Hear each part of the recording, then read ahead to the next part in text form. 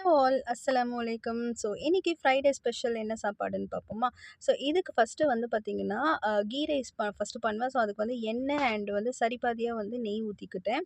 So அது கூட வந்து ஒரு ஆனியன் அண்ட் 2 சில்லி. நல்ல சில்லி வந்து பாருங்க இங்க பெருசு பெருசா இருக்குங்க. ஸோ நல்ல ஒரு சூப்பரான ஒரு ஃப்ளேவர் குடுக்குது. அண்ட் அது கூடவே வந்து பார்த்தீங்கன்னா, ஒரு கைக்குத்து அளவுல வந்து கருவேப்பில, கொத்தமல்லி, புதினா எல்லாம் ஒரே பேக்லேயே வச்சிருந்தேன்.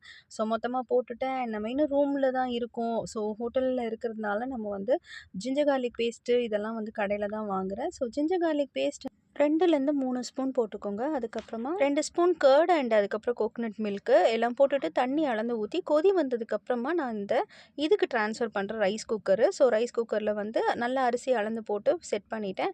நெக்ஸ்ட்டு இதுக்கு தொட்டுக்க என்ன செய்ய போறேன் அப்டின்னாக்கா, சிக்கன் மேரினேட் பண்ணி வச்சிருக்கேன். நல்லா சிக்கன ஃப்ரை பண்ணதுக்கப்புறமா வெங்காயம், தக்காளி, கேப்சிகம்லாம் போட்டு நல்லா பெப்பர் சிக்கன் மாரி பண்ணிட்டேன். ஸோ சூடா பாருங்க நல்ல ஒரு சூப்பரான ஒரு கீ ரைஸு. தேங்காய் பால் போட்ட அ அதாவது இது தேங்காய் பால் சாதம்னு சொல்லலாம். இல்ல கீ ரைஸ்னு கூட சொல்லலாம். இது கூட இந்த பெப்பர் சிக்கன் ஏன் நான் வந்து எப்பயுமே பெப்பர் சிக்கன் பண்றேன்னா, இந்த ஊர் கிளைமேட் அந்த மாரிங்க. ஸோ வந்து சளி பிடிக்காம இருக்கணுன்றதுக்காகவே நான் வந்து பார்த்தீங்கன்னா, நல்ல பெப்பர்லாம் போட்டு தூக்கலாவே வந்து செய்வேன். ஸோ அண்ட் லெஃப்ட் ஓவர் இது இருந்துச்சு. சன்னா கிரேவி இருந்துச்சு. பண்ணியிருந்தது.